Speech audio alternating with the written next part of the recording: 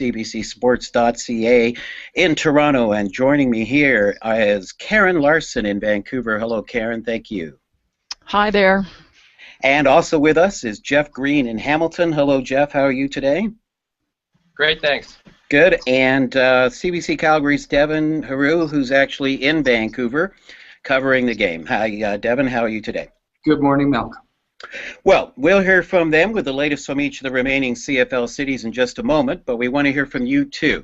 Now, you can post your comments and questions using the box below. We're coming to you live through Google Hangouts, streamed through YouTube, and it's a new way for us streaming live interviews, and we hope you like it. And please don't hesitate to let us know what you think.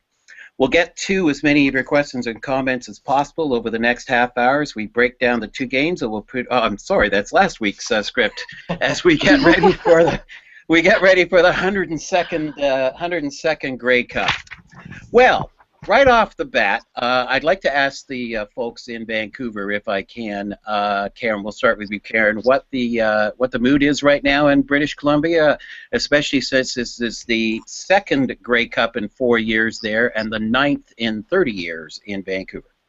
Right. Well, I guess at the moment the mood is pretty happy. Of course, Solomon Elimimian, the great linebacker from the BC Lions, was the first defensive player to win the most outstanding player at the CFL Awards last night. So that's a really neat thing for BC and BC Lions fans.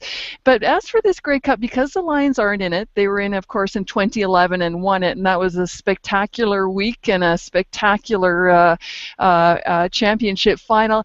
This one is feeling a little bit low-key in town, Malcolm. I have to be honest with you. There's still tickets available. We can talk a little bit more about that later. And it just hasn't reached that fevered pitch that I remember from 3 years ago. So, you know, there's still time. It's only Friday. There's 2 more days of partying before the big game, but a little on the down low right now here in Vancouver. Devin, as somebody who's just dropped in to town in the last couple of days, what have you picked up? Well, I picked up about the fact that, yes, it is a little subdued right now, as Karin mentioned, but the Calgary fans are coming. They're bringing the horses, and they're bringing the pancakes, what they're known for, of course. Talking to organizers, they're going to have a Grey Cup pancake breakfast in the middle of Grey Cup Festival this morning down in the middle of it also. Yes, the party is building. You know, I also get the sense here in Vancouver that they do a first-class job. And everywhere you go, you see the banners of the festival. You get a sense, in some respects, that the Grey Cup is here and it's building. So it's exciting. And you know, obviously for Calgary Stampeder fans, they feel this is their year. And the fans I've talked to from Calgary are very confident. They're walking with that cowboy swagger. So they're just ready for this 102nd Grey Cup game. We'll get to how the game's going to go just a little bit here, but boy, I'm very concerned about Calgary fans if they blow this one, considering the number of times they've blown it in the last 20 years. But let's go to Hamilton and bring Jeff in. And what's the excitement level in Hamilton, given that this is the second year in a row? And I would imagine, correct me if I'm wrong, that the fans feel a little more confident about this year than they did last year, having to walk into the Lions' Den in Regina. You're absolutely right. They're getting a chance right now. It's actually Black and Gold Day in Hamilton, in case you didn't know. One of the last things Mayor Bob Bertina has declared on his way out. The fans are definitely excited to go back to the game, and they're even more excited to go back with a little bit more experience, perhaps a better pivot. We're not comparing Collaros to Burris, but perhaps a better situation with Collaros running full steam and Nick Grigsby running as well. It's you know, it's funny you should mention the mayors, because I understand that there's a little bit of a mix-up with which mayor was supposed to be coming from Hamilton to the game. And does anybody know if there's actually a mayor's bet this time? It is actually on. Thank gosh. We were feared that it wasn't going to happen. Mayor Bertina is going out. I'm not sure if you're aware, but Ontario's municipal election. Same day, Mayor Ford will be out of office. His last day is today, which kind of put a weird situation. The McMaster Marauders are in the Vanier Cup this Saturday, and Bob Bertina will represent the city then. And then Mayor-elect Fred Eisenberger is going to come in for the Grey Cup. And thankfully, the 100-pound food bank bet is on with Denshi as well as wearing the jersey bet. So it's all back on. Nothing to fear. I know there was a little bit of worry, maybe on the Twitterverse, but that's about it. Don't worry. I'll tell you, just coming from Calgary, I'm in contact with Mayor Nenshi a lot. He was tweeting back and forth with me last night. He says he'll be in Vancouver Sunday, spend the whole day here. He's been tweeting at the players throughout the whole week, telling them, giving them advice, preparing them. Mayor Nenshi never afraid to weigh in on a football game, so he's their #1 supporter, and he's just ready to go. My goodness, you guys, if he could suit up for this game, he probably We'd like to see that, actually, Devin. Could you talk to him? I'll pass him Please. that note. Maybe on the horse as well in his uniform. Well, maybe that's what the Argos should do. Maybe they should ask Doug to come in, maybe if Rob's sick. Is there any disappointment, Karin, in BC? And it seems to me that it would have been a stretch this year anyway, but is there any real disappointment in the fact that the Lions are not in the game? I mean, was there truly a belief that Lions team had any chance of making this game? Well, Malcolm, you have to remember that Travis Lulay was coming back from injury to start the season, and he was the big hope, of course, because Travis was the quarterback when the Lions last won the Grey Cup in 2011, and everyone was kind of envisioning a repeat scenario of the year. Now, back in 2011, they didn't start very well, and they kind of gained momentum as the season went along, and, it ended up being perfect. And you often see that in lots of sports, CFL. True, it's not how you start, it's how you finish the season. But then Lulay got injured early in the season. Kevin Glenn came in, was promoted from the backup position to the start, and it just never. The offense was terrible all year long, and so that dream kind of died mid-season. I think the Lions did manage to scrape into the Grey Cup, but weren't able to do anything really, and I mean that weren't able to do anything, and so. What you see here now in Vancouver, there's still over 4,000 tickets available. Now, there are tickets up in the nosebleeds in the worst seats, the $200 tickets. But what you've also seen is BC Lions fans who bought Grey Cup tickets as part of their season's ticket package to start the season, now trying to get rid of them on Craigslist and things like that. And so there are a lot of tickets available. What may end up happening here, and has happened in Grey Cups in the past in Vancouver, when the big stadium, we got to say it's a big stadium, 54,000 seats, hasn't been sold out, that they've given those tickets to armed forces to hand out, and I guess it's papering the stadium, but it's also doing a good deed within your community, and the stadium has been full, and so I expect come Sunday it'll be pretty close to that. Well, I'd like to pass that thought off to Jeff and Devin in this way, that we were talking this morning on CBC Radio about the fact that this is the second time in 4 years for Vancouver. And it's not exactly Vancouver's fault, because we should point out that Vancouver stepped in for Hamilton in 2011 and stepped in for Winnipeg in 2014, which was very nice of them. But it does bring up certain questions, and I'm sort of proposing the idea that because there's so many new stadiums in the league now, because we have Ottawa, and we have Hamilton, we have Winnipeg, we have the new one in Regina, that perhaps it might be time for the league to look at having a 9-city rotation, so that 9 years in advance what year is going to be a year to get it. Could we have a look at that, or do you guys have another idea of what we could do to spread this game out, starting with Devin? I mean, I think you could go to a 9-year rotation, but I think you articulate the point that you never know what state a stadium is going to be in, and I think we're really in a unique position in the CFL right now with so many new stadiums being built.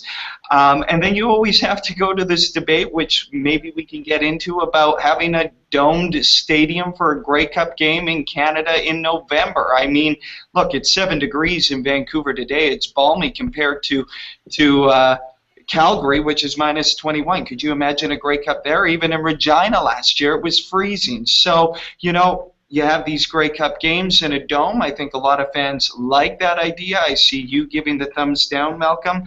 I don't know. In some respects, having the dome and having that is a nice thing. Having it outdoors is very Canadiana too, and I think you need to showcase the Grey Cup championship. And really, this is more than a game. We all know that. It's about a party. It's about that sort of cultural fabric of Canadiana that comes together in every city across the country. So Yeah, let's rotate it and let's keep it outdoors. Keep it away from the domes.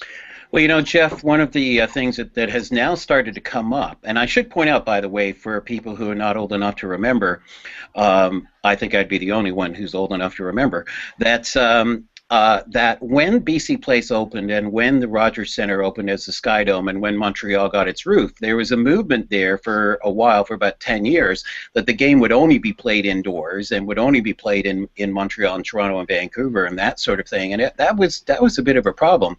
But, Jeff, I was thinking here that one of the things, and I know that they were talking about it in Hamilton, is possibly moving back the start of the season 2 weeks so that the Grey Cup goes back to where it had always traditionally been when it was a 14-game season, of being in the middle of November, and you have less chance of everybody having to freeze, especially in this day and age of the HD generation, that people don't want to go out and sit in -20 weather, and I think you saw that in Edmonton. Absolutely. I think that the rotating games and pushing back the season to kind of put it into a more favorable time of the year. Let's not kid ourselves. 2 weeks ago in Hamilton, it was in a bitter, bitter cold. The words polar vortex came up again. So it's not like we couldn't have an elements game, which I think everybody, especially for me growing up, that's what I remember watching a Grey Cup games. I remember watching the '96 Snow Bowl and really kind of falling in love with the league then.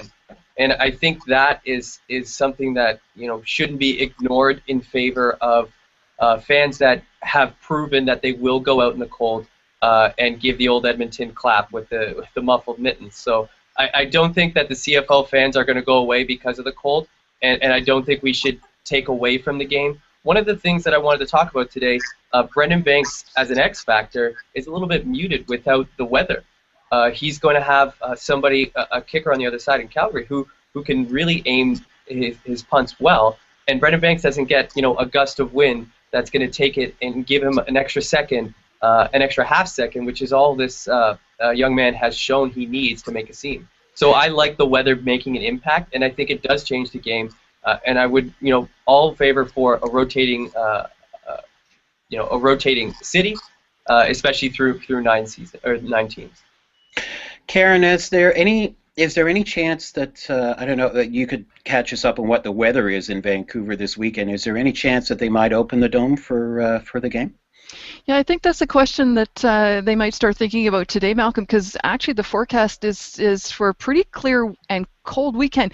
It might be -2 come game time on Sunday, which is brutally cold for us Vancouverites. We're not sure what we're going to do, and there might actually be a centimeter of snow on the ground, which is going to put everything into all sorts of chaos for driving in the city. I'm serious about this, folks. I know you can laugh, but I'm serious. I've lived in Vancouver most of my life. But yeah, they might entertain opening up the hole, as they call it at BC Place now, because it's it's only a hole the size of the field that gets open, and everyone in the stands will be totally covered. I have a feeling, though, that they probably want to have it closed. It takes a bit of time to open and close the roof, and if it's raining or if it's going to start to rain, they can't employ the mechanism that does that. It's one of the limitations on the BC Place stadium roof. So if I had to bet on this now, even if it's a nice day, I bet the roof will be closed. It's just a little bit more of a control mechanism for those people that are staging the game. It sounds like the Sky Dome or the Rogers Centre, where if it's under 20 degrees Celsius, they have trouble opening the roof. Yeah. Now I'll tell you what. Let's do something really radical here and talk about some football, shall we? Yeah. Let's begin in the city where everybody is absolutely convinced this game's already over. There's no chance that Hamilton's going to win, and really we'll just throw the balls out there, and Calgary is going to run away with this. So, Devin, can you come up with any sort of explanation for why this game won't be a blowout? I don't think I can come up with any reason why it won't be a blowout. I expect the Calgary Stampeders to dominate like they have all season long. And, I'll tell you what. The feeling in Calgary last week was one of gloom, doom, fear, anxiety.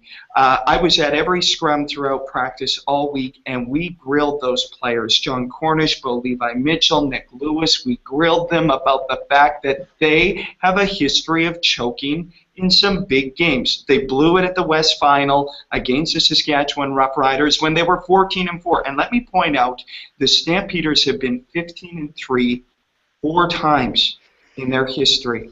They've never won a Grey Cup with that franchise record-setting 15-win season. So they fielded questions all last week about choking against the Edmonton Eskimos, and what did they do? They completely dominated. I asked them again at the media luncheon yesterday, how are you not going to choke? They really didn't like me asking that question. Bo Levi Mitchell is more confident and more relaxed than I have seen him throughout this season. John Cornish is a man on a mission, and John Hufnagel is going to have his guys prepared. Nick Lewis pointed out his name on the 2008 Grey Cup winning team. He touched the Grey Cup. He said, I'm not superstitious. We are as good as can be, drew parallels to that Grey Cup winning team in 2008. This team is ready, and I don't expect them to lose. Well, thanks very much for coming, everyone. I guess that wraps up everything that we're going to be talking about today. I'm going to have Karin break this tie here, but let's go to Jeff. And Jeff, can you see a way through for the Hamilton Tiger Cats? Absolutely. I'm looking at strength versus strength. You're looking at the #1 rushing team against the #1 rushing defense. You look at also Hamilton's defense, especially the defensive line, which has really gone after the quarterback. Not to be outdone by Calgary, which is right second in coming after the quarterback, but you're looking at someone who's going to make Bo Levi run. They're going to make him pass quickly. They're going to stack the box just like Edmonton did, but they also have a lot of other options. They've got a shutdown corner that limited Durant Carter to, I think it was 3 catches and 25 yards in Bro. So you've got a lot of weapons on the defense to shut down this kind of blowout. And I just want to point out that the Hamilton defense has not given up that big play that you're kind of worried about. The biggest touchdown last week in the East Final was a 63-yard S.J. Green touchdown late. So they haven't. You don't see that as a big play? I see that as one big play, but I don't see that as a consistent going after the quarterback, leaving man on man on the side open, and giving an option for Mitchell to throw down those sidelines and get those big plays early. I do see that as a late touchdown more than anything. Yeah. Karin, break these boys apart and tell me what somebody who isn't from one of the cities actually is thinking about this game. Listen, Devin, you're not going to get the blowout you're hoping for. I actually don't see that happening. I see Calgary winning the game, but I see it being a lot closer than the Calgarians are hoping it's going to be, shall we say. I think it's really going to be interesting to see how these 2 young quarterbacks perform on the Grey Cup stage. Neither of them have played in the game before. I think that's a little bit of an X factor, although there's no reason to think either Bo Levi Mitchell or Kolaris is going to be daunted in any way. They seem to be both of them pretty cool customers. I'm interested in the big play guys. I'm interested in watching John Cornish. I'm interested in watching Brandon Banks as well, and see whether or not those plays are busted out there. But I think it's going to be a lot closer than people think. I'd say it's going to be within a touchdown. There's my prediction. You haven't asked for it, Malkin. I'm giving it to you now, but I do give the edge to Calgary.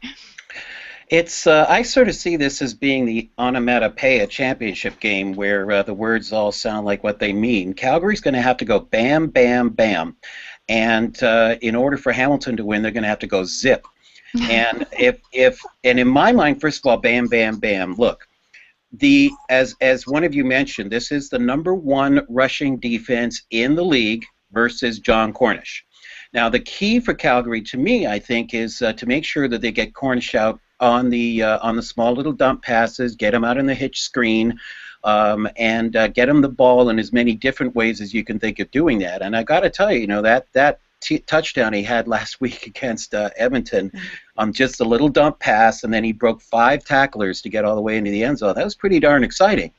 But this is a real good defense, Hamilton's defense, and I don't think that Calgary's receivers, all good but not overwhelming, are that great a receiving core that you have to think that it's going to be, really that good in terms of blowing them out. But what does worry me from the Hamilton standpoint is Calgary's special teams are very, very good.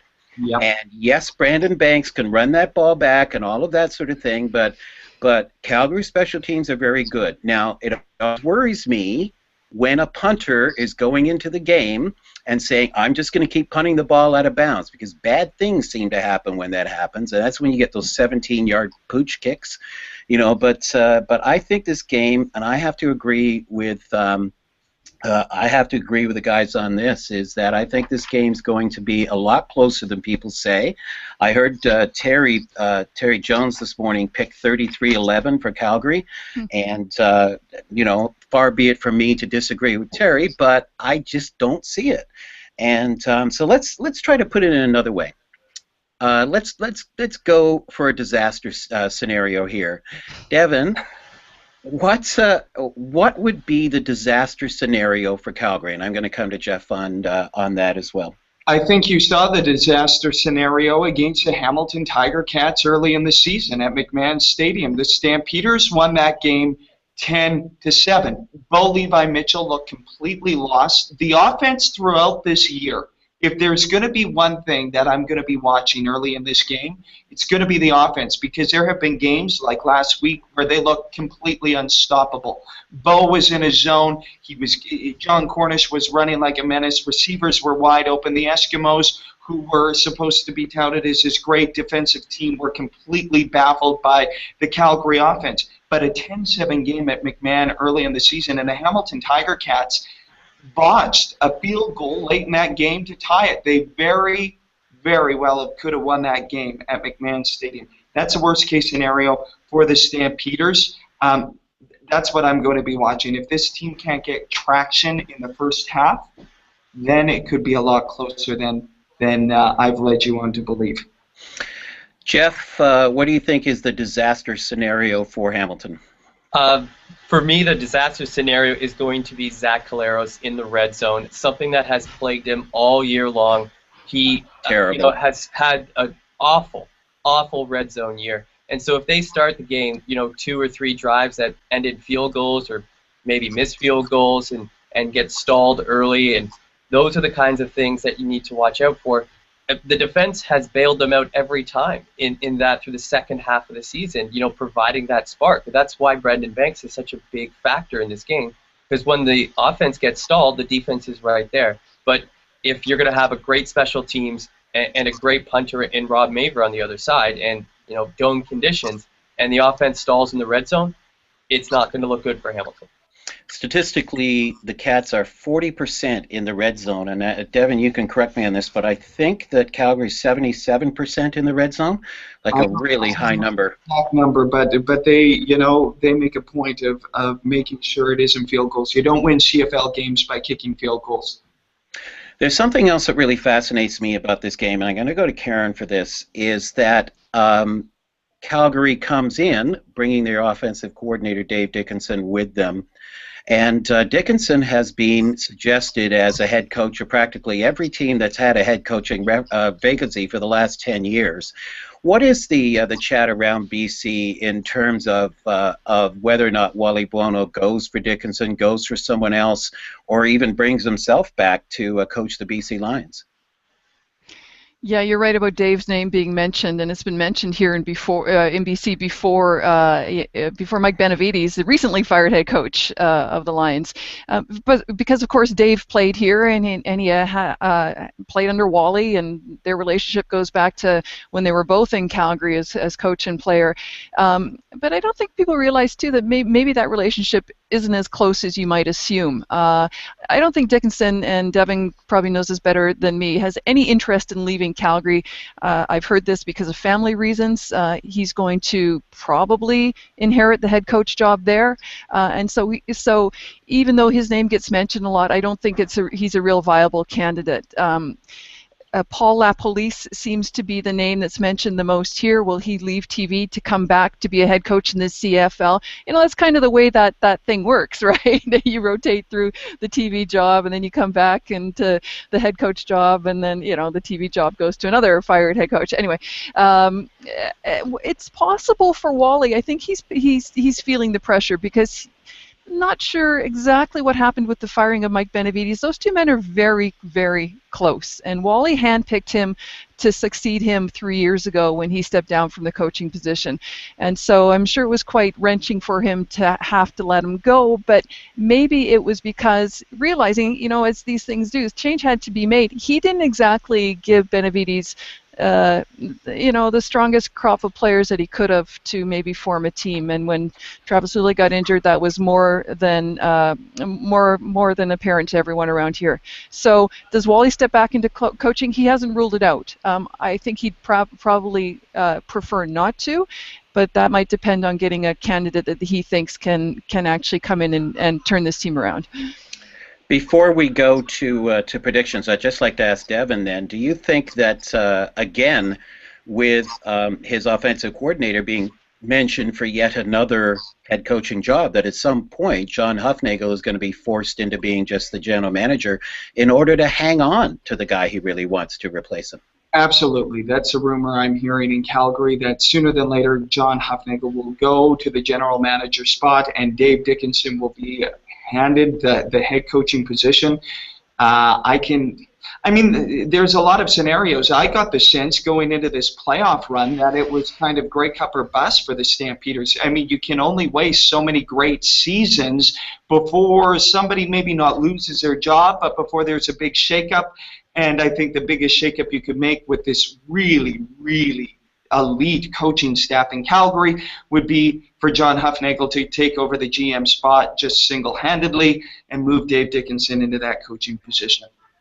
Okay, guys, it's we got 3 minutes left here. It's prediction times. Let's go around the table, and let's start, I guess, with Devin. I'm fairly certain I know what you're going to be picking here. I expect the Calgary Stampeders to get upwards of 30 to 40 points. They've shown they can do it time and time again. Ideal conditions, I'm going to say it's going to be 41 to 21 for the Calgary. Whoa! Wow. And I'm going to say that they're going to win their 7th Grey Cup in team history. The Hamilton Tiger Cats learned a valuable lesson of losing in the biggest game of last year. They say that can be a difference for a team. I don't see it being enough against a juggernaut from the West in the Calgary Stampeders. That's confidence. Jeff? Well, I see the end of the drought. Maybe it's everything that I'm hearing in Hamilton, but this 9-9 team is not playing like a 9-9 team. If you look at the second half only between both of these teams, it's juggernaut versus juggernaut, and I don't think Calgary has enough weapons on the receiving core to counter what Hamilton is bringing in with Andy Fantouz coming back, giving Claros another option on the run, as well as Tasker with his sure hands, as well as Nick Grigsby, who we haven't even seen a lot of in Hamilton since the Bombers dropped him. There's just too many weapons on Hamilton, and they are too good of a team for the 9-9 record that, frankly, is what I see the Bodog bettors looking at when they gave when they gave Calgary 8 points. So well, I just want to give you my score. I'm going to say 27-24. It's the same score that one of the Box J boys, one of the super fans from Hamilton, gave me. I think he's right on point. Well, I'm going to allow Karin to have the last word on that. So I'm going to jump in here, and I'm going to say that I'm calling Calgary 27, Hamilton 25, in a very, very close game that would be decided in the last 2 minutes. So Karin, it's up to you. Yeah, I put it out there before. I think it's going to be a touchdown difference. So what are we going to go with here? We'll go 33-26. Calgary wins this game, Malcolm. I'm looking forward to a great game, guys. I think it's going to be a really great football game, and certainly that'll be great for the CFL to have one of those. Karin, Larsen, thank you so much for joining us. Thanks, guys. And Jeff Green in Hamilton, thank you. Thanks for having me. And Devin Heroux, who also finds himself in Vancouver, shortly across the office from where Karin is. Thanks very much for joining us. Thank you. And thank you, everybody out there, for joining us on the live chat. And once again, as always, good night, Warren Moon, wherever you are.